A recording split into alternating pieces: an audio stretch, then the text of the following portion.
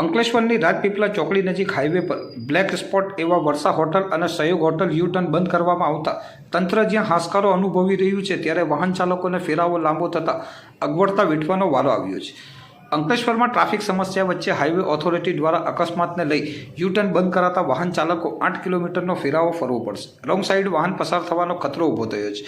Transport અને hotel બિઝનેસને અસર પડવાની દહેશત વ્યવસાયધારકોએ વ્યક્ત કરી હતી। વધતા જતા અકસ્માતના પ્રમાણ વચ્ચે અંકલેશ્વર નજીક બોતાલી પાટિયા સહયોગ હોટલ યુ ટર્ન અને વર્ષા હોટલ યુ ટર્ન પર અકસ્માતનું પ્રમાણ વધ્યું હતું, જેને લઈ ટ્રાફિક સમસ્યા પણ સર્જાતી હતી। છેલ્લા 3 દિવસથી ત્યાં અંકલેશ્વર વાલિયા ચોકડી ટ્રાફિક સમસ્યા સામે ઝઝૂમી રહ્યો છે। તે વચ્ચે ટ્રાફિક નિયંત્રણ કરવા માટે તેમજ અકસ્માત ન સર્જાય તે માટે મોટો નિર્ણય લેતા હાઈવે પર બનાવેલ વર્ષા હોટલ યુ ટર્ન પર માટી નાખી તેમજ રોડ મટીરિયલ નાખી બંધ કરી દીધો હતો। તો સહયોગ હોટલ નજીક પણ યુ ટર્ન પણ બ્લોક કરી દેવામાં આવ્યું છે, જેને લઈ સુરત તરફથી આવતા વાહન ચાલકો કયા વાલિયા ચોકડી નીચે ઉતરી જવું પડે અથવા તો વાહન ચાલકો એ યુ ટર્ન મારવા માંડવા નજીક પેટ્રોલ પંપ પાસે આવેલ યુ ટર્ન પર 8 કિલોમીટર લાંબુ અંતર કાપવું પડશે। વડોદરા તરફથી આવતા વાહનો વાલિયા ચોકડી સુધી આવવું પડશે। બંને યુ ટર્ન બંધ થતાં હાલ વાહન ચાલકોને અગવડતા ઊભી થઈ છે, પણ તંત્ર દ્વારા તેમના જીવ પર જોખમ ઘટાડવા કરવામાં આવેલ આ પ્રયત્ન વચ્ચે વર્ષા હોટલ પાસે નાના વાહન ચાલકો બાઇક ઉંચકીને રૂટ ક્રોસ કરતા નજરે પડ્યા હતા, તો અન્ય વાહન ચાલકો રોંગ સાઈડ પસાર થતા જોવા મળ્યા હતા।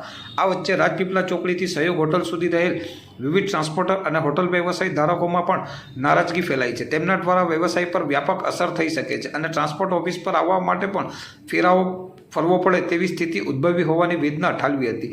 અંતરે ઉલ્લેખનીય છે કે આ અકસ્માતનું પ્રમાણ ઘટશે પણ ટ્રાફિક સમસ્યા વકરી શકે છે। અમરાવતી નદીનો સાંકડો પુલ હોવા સાથે રસ્તામાં જો ટ્રાન્સપોર્ટરના વાહનો રોંગ સાઈડ પર ઊભા રહેશે તો વાહનોની કતાર પણ લાગી શકે છે।